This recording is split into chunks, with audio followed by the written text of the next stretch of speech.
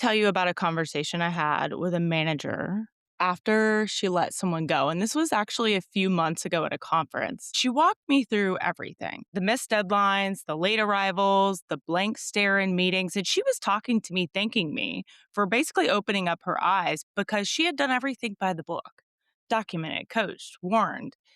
And she was not a bad manager. She had done exactly what her training told her to do.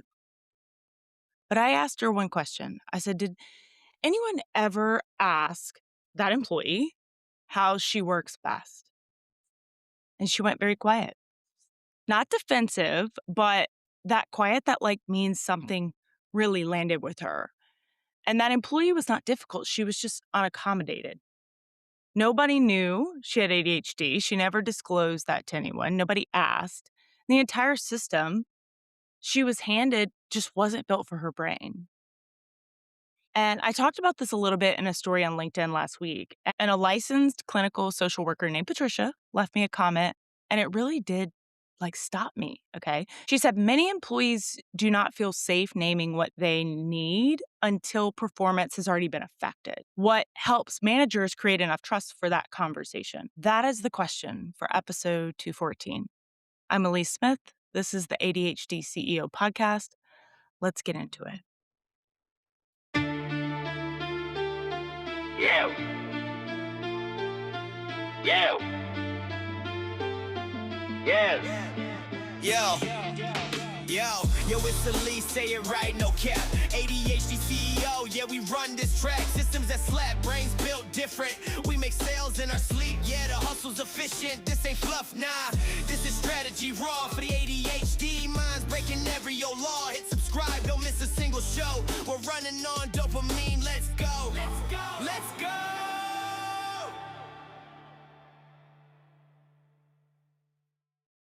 All right, before I answer Patricia's question directly, I really need to name something that most management trainings just completely skip over. And it's the reason employees don't tell their managers what they need. The reason the conversation almost never happens until it's too late. And it's not because employees are withholding information. It's typically because they've learned through their experience that naming a need in a workplace is a risk. You need more? You can't do your job with what we have? Think about what a neurodivergent employee has already lived through by the time they get to your team. And I know a lot of my entrepreneurs listening to this are like, how did you get into the employee space? But the truth is, if you understand what you needed as an employee and you're an entrepreneur listening to this, you can create a better workspace for yourself as well, right? They have been spending years being called too sensitive, too much, dramatic, inconsistent, and they've had potential conversations so many times. They can recite it back to you. You know you feel that, and they've watched what happened to the last person who raised their hand and asked for something different, right? Fear of retaliation, fear of what happens if I lose this job. And so now you want them to sit across from their manager and say out loud, as an adult, I have ADHD and I need support. Even though the world in 2026 still sees ADHD as a little white boy bouncing off the walls, that is not a disclosure. Okay. For most of them, it is a calculated risk and there is no guaranteed upside. Because here's what they're asking themselves before they even open their mouth: will this change how my manager sees my potential? Will this follow me into my next performance review? Will this be used against me if things go sideways? Is it safe to be known here? I mean, think about for years. I mean, I've only been talking about my ADHD online for about a year and a half now. Prior to that, I would never have told anyone in the professional space because it would have been like, oh, she's got to be scattered. Something's wrong with her. I'm not hiring her. And so this is the silence Patricia was really describing on LinkedIn. And it's that silence where careers really go wrong, right? On both sides of the table. And I truly believe this is why so many ADHD adults become entrepreneurs or get into the freelance space, because they aren't able to fit the mold of what corporate and other teams have. And a lot of companies haven't even thought through having very, very small accommodations to support people. And it's really just because of what our world still believes ADHD is. And so I want to give you kind of the employee's perspective first, because if you're a manager or an HR professional and you're listening to this, you need to understand what it feels like to be on the other side of your door before you can build a system that changes anything. All right.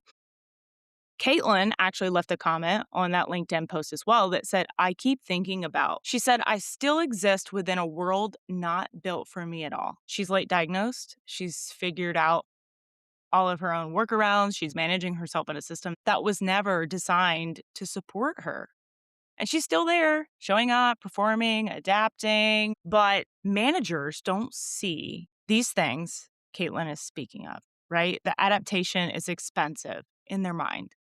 Every day she spends translating herself into a format the system can read, masking the symptoms, compensating for the gaps, pretending the open plan office doesn't cost her 2 hours of recovery time every day.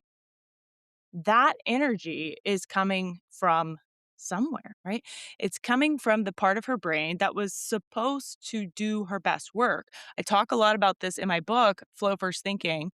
Here, I'll show you a pretty little copy of it for those of you watching the video. If you are watching the video, I'm very sorry. We're doing some renovations and putting myself together for camera today was not on the list, but right? I talk so much about your zone of genius and working with your energy in this book. And so if our neurodivergent employees are spending all of their energy on the wrong things, of course they're not doing their best work. And Stephanie said it also, and I'm pulling a lot from the comment section today, but Stephanie said it in a way that just triggered me too. So many workplace issues get treated like performance problems when they're actually fit and support problems.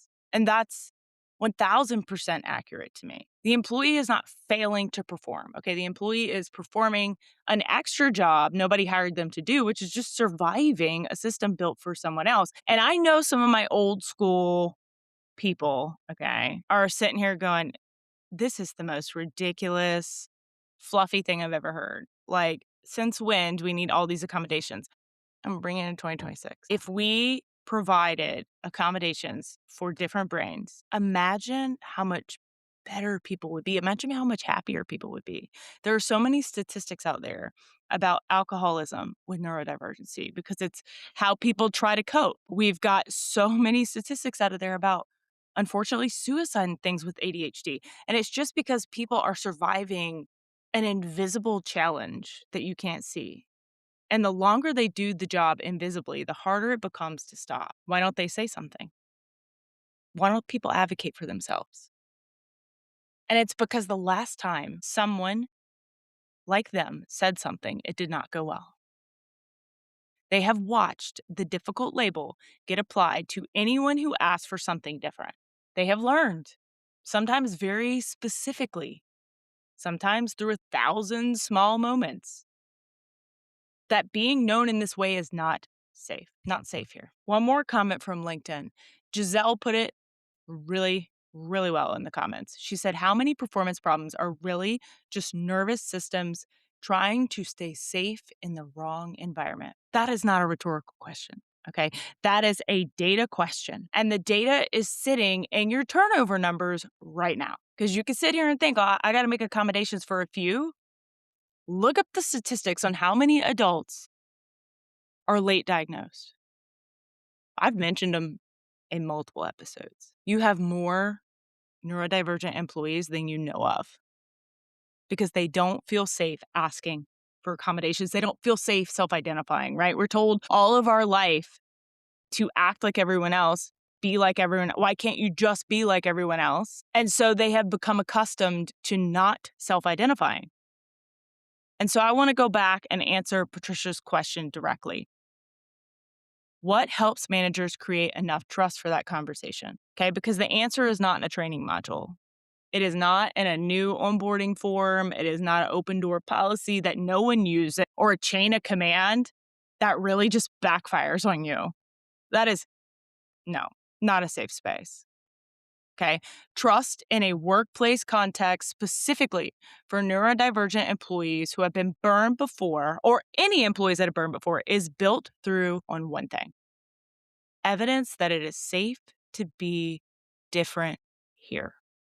We want your ideas. We want your innovation. We want your thoughts. Not a promise, not a policy, evidence.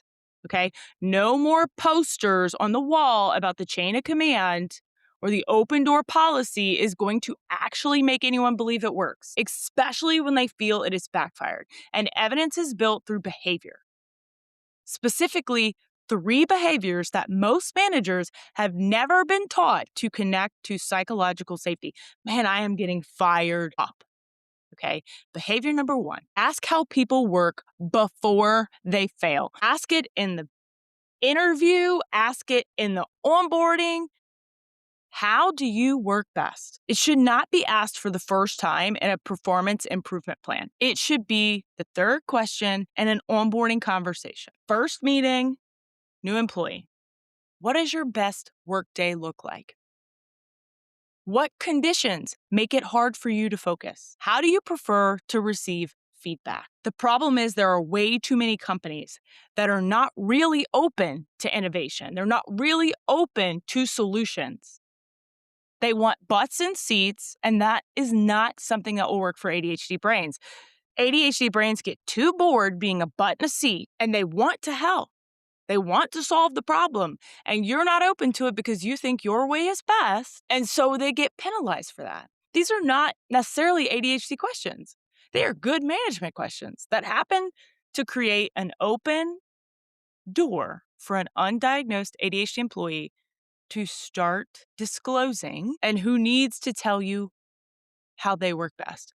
You are not asking them for their diagnosis paperwork, okay? You are asking for them to describe. The distinction matters enormously to a brain that has been penalized for being different. Behavior number two: respond to difference without making it a problem. Specific scenario for you. An employee tells you they work better in the afternoon and asks if they could shift their hours by 90 minutes. Now, I realize, depending on what company, what, industry, there are work hours that are standard. And if let's say you do B2B and your vendor's only open 9 to 5, you got to be open 9 to 5 too. Like, I do get that. But where can you flex a bit? What do you say next to that person? How fast do you say it? Will determine whether anyone on that team ever tells you what they need again. If you say yes and you don't make it a thing and you sent a signal to every person on the team that difference is manageable here, great. If you say, let me check with HR and come back 3 weeks with a formal accommodation request, you just taught everyone in earshot that asking costs something. Think about it. I'm not saying ignore the policy. I'm not saying there aren't rules in certain industries. I get that, okay? I own a business. I know. But I'm saying your instinctive reaction to a small ask is being watched by more than just that person. Okay. Psychological safety is a team level phenomenon. It lives in signals, it lives in evidence, not speeches and posters on the wall with SOPs. Behavior three: normalize the conversation before the crisis, okay? The reason employees don't name what they need until performance has already been affected, Patricia's exact observation, is because the first time they hear the language of accommodation in a performance conversation. And look, I get this here, like I said, nothing is ever black and white. So yes, you're going to have people that are going to claim they need all these accommodations that really don't, and they're just trying to make an excuse for why they're always late. Like, I do know that. You have to know your employee best to know if they are being honest with you or not. Okay. But that timing is a problem because now disclosure and failure are sitting in the same meeting. Okay. The fix is to introduce the conversation when nothing is wrong. A team meeting where a manager says, I want to make sure everyone on this team has what they need to do their best work. Some of you work better with more structure. Some of you need more flexibility. Some of you need clear deadlines. None of that is a weakness. Tell me what works. That conversation, when it happens before anyone is struggling, changes the entire frame. Now, accommodation is not admission of failure. It is just how this team talks about work. So I want to give you this business case, okay? Because some of you are going to take this conversation to a leadership team, I hope, that needs numbers before they move. Here it is. The average cost of replacing a mid-level employee is between 50 and 200% of their annual salary. That number includes recruiting, onboarding, lost productivity, institutional knowledge, walks out the door with them. Now, here is the cost of the three behaviors I just described. Asking how someone works best in their first week, $0. Saying yes to a 90-minute schedule shift, $0. Introducing an accommodation in a team meeting, asking that conversation, having that language before anyone is in crisis, the cost of 15 minutes on a Tuesday, $0. So much potential is lost when we confuse unsupported with underperforming. And that confusion has a price tag. And it is sitting in your HR budget right now under turnover. So I want to leave you with this. The manager in my story was not a bad leader. She came up to me, like I said, after I talked about making accommodations for students, actually, at a conference and was disclosing this. She was just not knowledgeable about it. She had never been taught to ask someone how they work best. This is how we do things here. This is the process. This is the calendar invite template. This is the email template. Go do your work. She had never been given language for the difference between a wiring gap and a will gap. She'd never been shown that the most expensive conversation in business is the one nobody had 6 months ago. That's not her failure. That's her system's failure, okay? And the system failures have system solutions. The question, did anyone ever ask her how she works, cost nothing. What it returns in performance and retention and trust is not measurable by any metric in your HR software or project management system, but it shows up everywhere, every time, in who stays and who doesn't. So if you're an HR professional or a manager and this 2-episode series is giving you language for something you've been seeing in your organization, I want to talk to you. Okay, this is the conversation I bring into companies as a keynote speaker, as a consultant, not a checkbox, not a sensitivity training. It's a practical, data-informed look at what neurodiversity actually costs when it goes unacknowledged and what changes produce the biggest return for you. If you want to bring that conversation to your organization, I'm going to drop the link in the show notes. Okay, you can look at it. You can send me a DM, send me an email.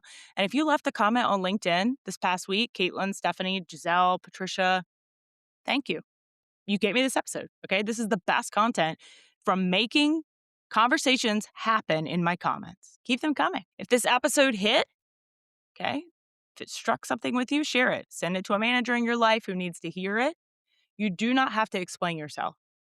Send them the link. Take a screenshot of you listening to this in my mom, I would say bun, but it's a clip today. Throw in your stories and tag me at socially.awesome on IG. Please leave the podcast a review, okay? It is the best compliment you can give, and it helps more people find this conversation, right? I'm Alyece Smith. I'll also drop the link to Flow First Thinking in the comments. I would love for you to grab it. It's also now available on Audible. But I'm Alyece Smith. This is the ADHD CEO podcast. And remember, the most expensive conversation is in business is the one nobody had 6 months earlier. Don't wait 6 more months. Make it simple, make it social, and make it awesome.